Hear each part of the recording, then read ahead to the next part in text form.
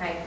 Number one. Number two, I don't know if anybody has walked down Okolona, but those people deal with trash from the retailers over here all the time in their backyards, which is what's going to end up happening here, because you have no buffer between this lot and the people who live here. I certainly would not want to get woken up in the middle of the night, 5 in the morning, when service trucks are backing in, beeping, picking up trash, because my back window, everybody's bedrooms are in the back of the house.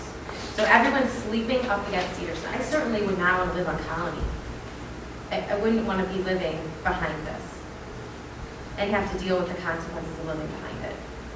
And we have, this street in particular has long-term residents who have lived in this community for 50 years. And we've also had to deal, I think this site is very emotional for our community, and you have to remember that, and it has a lot to do with it. We have looked at a blank slate forever, and having been an employee here, I heard about Cedar Center every day. Every day for 2 years, people were complaining about what an eyesore it was and what a mistake it was, and they do not believe in this project. I mean, to me, I think that your idea of green space is certainly not what any of us expected. And coming in at the bare minimum, 1% over what the requirement is not a commitment to having green space. So you guys need to balance the needs of the community and the needs of your clients, whichever the developer. The City of South Euclid has a huge investment in this site.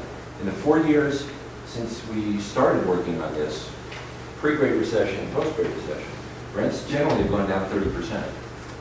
And that makes it a lot harder to say no to a retailer because they're harder to secure right now. There have also been a lot of pressures brought to bear on this plan to maximize the income-producing activity on the site. You know, to me, this is not enough. This is not what, I saw the preliminary site plans, you know, before you guys were chosen to develop the site.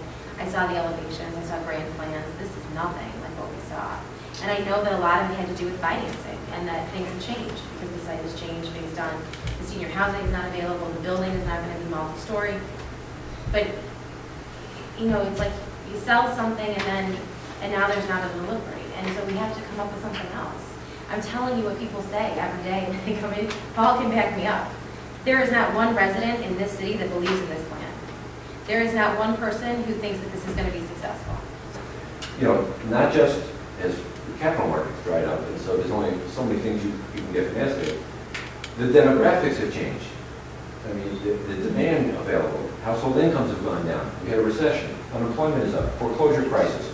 All of those factors affect the willingness of the business to locate here and what they think they will profit on by being here.